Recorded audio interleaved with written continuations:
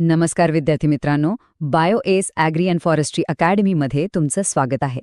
महाराष्ट्र स्पर्धा परीक्षा आता अगदी जवळ आल्या आहेत आणि आजच्या या वन शॉट सेशनमध्ये आपण कृषी विषयाची एक सुपरफास्ट पण तितकीच महत्त्वाची उजळणी करणार आहोत.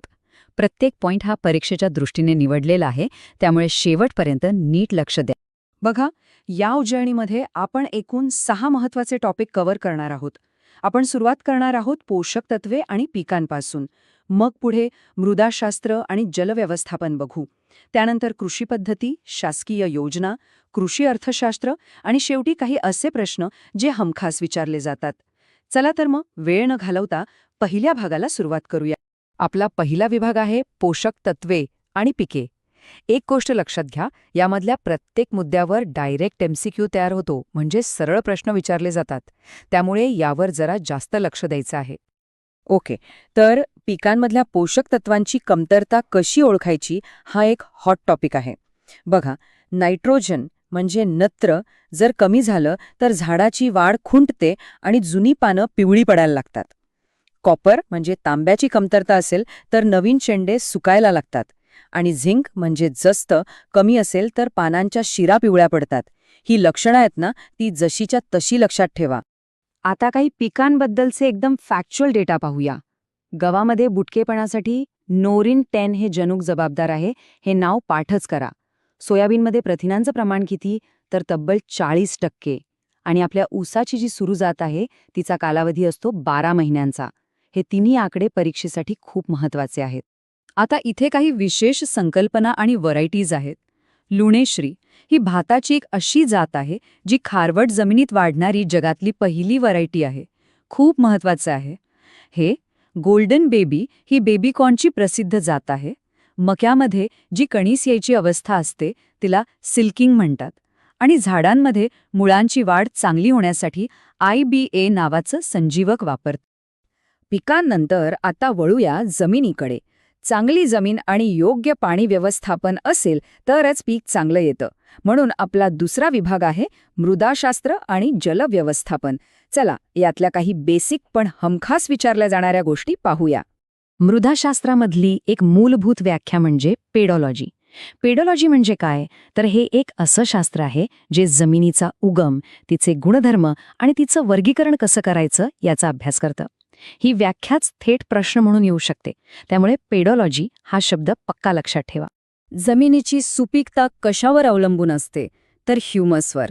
जेव्हा पालापाचोळा आणि इतर सेंद्रिय पदार्थ पूर्णपणे कुचतात तेव्हा जो एक काळा किंवा गडद तपकिरी रंगाचा पदार्थ तयार होतो तोच म्हणजे ह्युमस. यामुळे जमिनीची सुपीकता आणि पाणी धरम ठेवण्याची क्षमता दोन्ही वाढते. जमिनीच्या क्षमतेनुसार तिचे एकूण 8 वर्ग केले जातात. यातले पहिले 4 वर्ग म्हणजे क्लास 1 to 4 हे शेतीसाठी उत्तम मानले जातात. याउलट जो 8वा वर्ग आहे तो पूर्णपणे लागवडीसाठी अयोग्य असतो, म्हणजे एकदम खडकाळ किंवा पूर्ण धूप झालेली जमीन. हा फरक लक्षात ठेवा. 1 ते 4 वर्ग शेतीसाठी योग्य आणि 8वा वर्ग अयोग्य. आता पाणी आणि जमीन व्यवस्थापनाचे हे आकडे नीट लक्षात ठेवा. योग्य मशागत केली की जमिनीची पाणी धरून ठेवण्याची क्षमता वाढते. सिंचन पद्धतींमध्ये सबसर्फेस इरिगेशन म्हणजे जमिनीखालून पाणी देण्याची पद्धत ही सगळ्यात जास्त कार्यक्षम आहे. आणि सर्वात महत्त्वाचा आकडा, एका सुधारित पाणलोट क्षेत्रातून फक्त 10% पाणी वाहून जाणं अपेक्षित असतं, म्हणजे 90% पाणी तिथेच मुरवलं जातं. चला, जमीन आणि पाणी झालं. आता आपण प्रत्यक्ष शेतीत वापरल्या जाणाऱ्या पद्धती आणि तंत्रज्ञानाकडे वळूया. आपला तिसरा विभाग आहे कृषी पद्धती आणि तंत्रज्ञान. यामध्ये कीड नियंत्रणापासून ते काढणीपर्यंतच्या गोष्टी आपण बघणार आहोत. इथे काही टेक्निकल गोष्टी आहेत पण महत्त्वाच्या आहेत. शेतीची अवजारं निर्जंतुक करण्यासाठी फॉर्मल्डिहाइड वापरतात. लाईट ट्रॅप्स किंवा प्रकाश सापळे ही कीड नियंत्रणाची एक भौतिक पद्धत आहे. तोडलेल्या फुलांचं आयुष्य वाढवण्यासाठी सिल्वर थायोसल्फेट वापरलं जातं. आणि सर्वात महत्त्वाचा पॉइंट, धान्य सुरक्षित साठवण्यासाठी त्यातील ओलावा किंवा आर्द्रता ही 12%पेक्षा जास्त नसावी. हा आकडा खूपदा विचारला गेला आहे. आता शेतीच्या वेगवेगळ्या पद्धतींबद्दल बोलूया. मध्य प्रदेशसारख्या राज्यांमध्ये जी स्थलांतरित शेती केली जाते तिला झूम कल्टिवेशन असं म्हणतात. पशुपालनामध्ये जनावरांसाठी द्विदल वर्गातली वैरण ही सर्वात पौष्टिक मानली जाते. आणि एक मोठी संकल्पना म्हणजे शाश्वत शेती, ज्यात पर्यावरणपूरक आणि सेंद्रिय पद्धतींचा वापर केला जातो, जेणेकरून शेती दीर्घकाळ टिकून राहील. चला, आपला चौथा विभाग, शासकीय योजना आणि कायदे. या विभागातली वर्ष, तारखा आणि संस्थांची नावं ही अत्यंत महत्त्वाची आहेत. यावर हमखास प्रश्न असतोच असतो. शेतीमधले 2 महत्त्वाचे कायदे आणि त्यांची वर्ष. कीटकनाशकांच्या विक्री परवान्याशी संबंधित कायदा हा आला 1986 साली आणि खत नियंत्रण आदेश हा लागू झाला 25 सप्टेंबर 1985 रोजी. ही दोन्ही वर्ष पाठ करून ठेवा, 1986 आणि 1985. आता एक अतिशय महत्त्वाची योजना, राष्ट्रीय कृषी विकास योजना म्हणजे RKVY. ही योजना कधी सुरू झाली तर 2007 साली. राज्यांना कृषी क्षेत्रात जास्त गुंतवणूक करण्यासाठी प्रोत्साहन देणारी ही एक मोठी योजना होती. त्यामुळे वर्ष 2007 आणि RKVY हे नाव विसरायचं नाही. आता 2 महत्त्वाच्या संस्थांबद्दल जाणून घेऊया. पहिली आहे कपाट, CAPART, जी ग्रामीण भागातल्या योजनांना मदत करते आणि त्यांचं मूल्यांकन करते. आणि दुसरी आहे निरी, NERI, म्हणजे राष्ट्रीय पर्यावरण अभियांत्रिकी संशोधन संस्था. ही नागपूरला आहे आणि पर्यावरणाशी संबंधित संशोधन करते. दोन्ही संस्था आणि त्यांची कामं महत्त्वाची आहेत. ठीक आहे, योजना आणि कायदे झाले.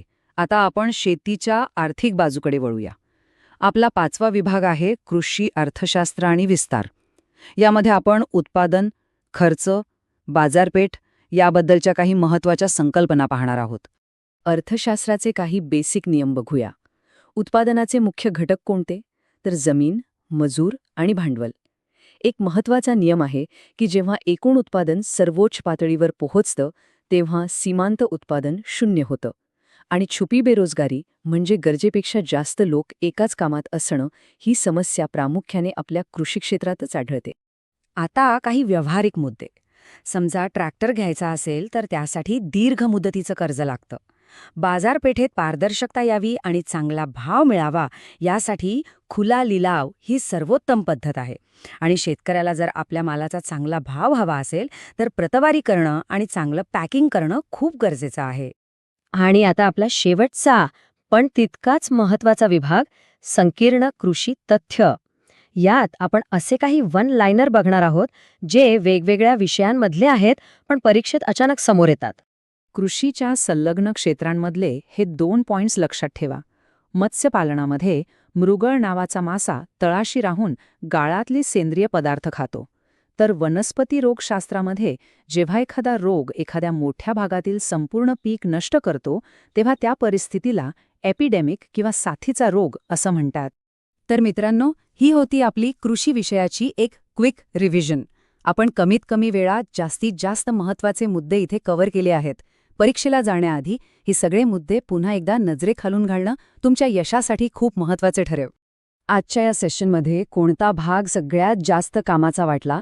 आणि हो, पुढच्या रिव्हिजन सेशनमध्ये आपण कोणत्या टॉपिकवर जास्त फोकस करायला पाहिजे हे कमेंट करून नक्की सांगा. आणि जर ही रिव्हिजनची पद्धत आवडली असेल तर चॅनलला सबस्क्राईब करायला विसरू नका. तुमच्या परीक्षेसाठी खूप खूप शुभेच्छा. धन्यवाद.